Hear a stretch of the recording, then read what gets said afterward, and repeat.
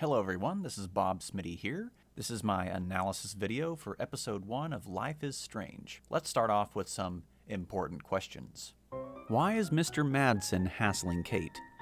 In Chloe's house, we find pictures taken of Kate with the words, "She knows something."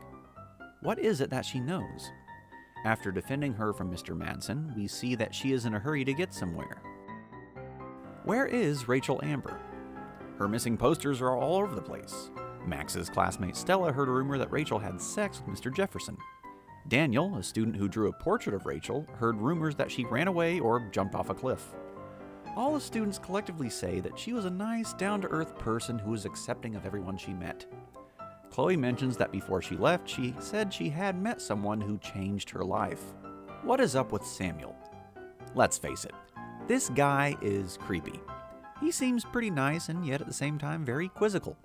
He does speak poetically about Rachel, which makes him even more of a prime suspect. Why does Max have this power? What is the purpose? Is it really just to warn people about the tornado, or is there something more? It does make her a hero, but can she really fix everything that is wrong with Arcadia? How is Principal Wells connected to the Prescott family?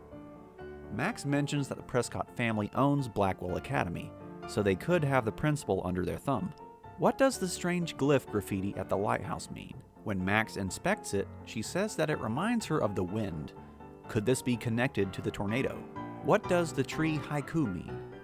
It may be nothing, but it could be a clue. Chloe's blue hair and the blue butterfly. Is there a symbolic connection? When Chloe looks at that picture of the butterfly on the bucket in the bathroom, how does she know exactly that's the bucket in the bathroom at the time that the shooting almost happened? I don't see how Chloe made that connection. Why did Max have to leave that ripped photograph on the bathroom floor? Nathan finds it and it incriminates her. Why didn't she pick it up? Oh yeah, and Darren has a folder on that flash drive titled Max in all capital letters. That's not creepy at all.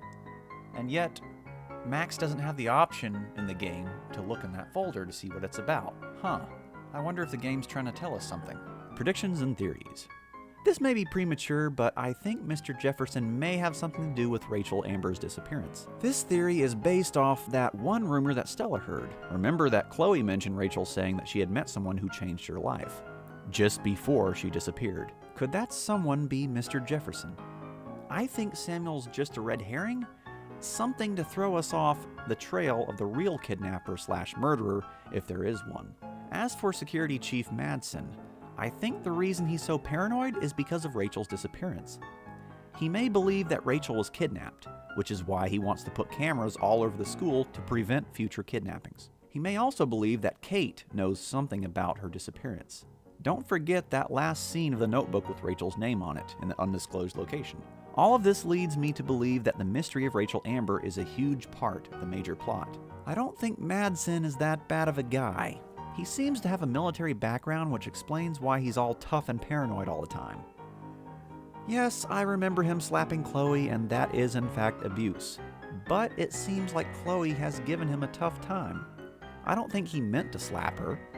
He's paranoid for his new family because he wants to protect them from the outside world.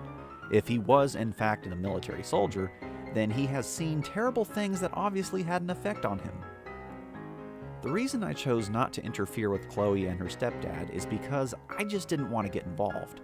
Chloe is one of those people who get in trouble a lot, and those kind of people tend to drag their friends down with them. I learned that if you do interfere, then Mr. Madsen will accuse Max of bringing the weed, which will cause her even more trouble. You even have the option of admitting to the crime. Chloe may be Max's old friend, but that doesn't mean that she should have to take the fall for the marijuana. I find it strangely ironic that right after Chloe says that she wants to drop a bomb on Arcadia Bay, Max has another vision of the tornado, this time telling exactly when it's going to hit. Maybe in the end, Chloe will want to prevent Max from warning people about the tornado, because she simply hates Arcadia Bay. Oh, and that hand you see on Max's shoulder right before she wakes up in the vision? That looks an awfully lot like Chloe's painted fingernails on that hand. It might be her in the end, or that might just be for dramatic effect. Who knows? And finally, the big picture. The theme of this game revolves around time travel and photography. After her vision of the tornado, Max wakes in class to hear Mr. Jefferson talking about Alfred Hitchcock, who famously called film Little Pieces of Time. But he could be talking about photography, as he likely was. These pieces of time can frame us in our glory and our sorrow. Now, of course, he's talking about photography because it is a photography class, but it also refers to Max's ability to take a little piece of time and change the outcome of that piece. This game is all about the choices you make, and going back if you change your mind. But once that piece's choice is made and you decide to move on with your choice, it is just a photograph, a moment captured in time, a moment that Max cannot revisit. Thanks for watching this video, guys, and let me know what you guys think of these theories and predictions and questions in the comments below. Please be sure to like and subscribe as well for more videos.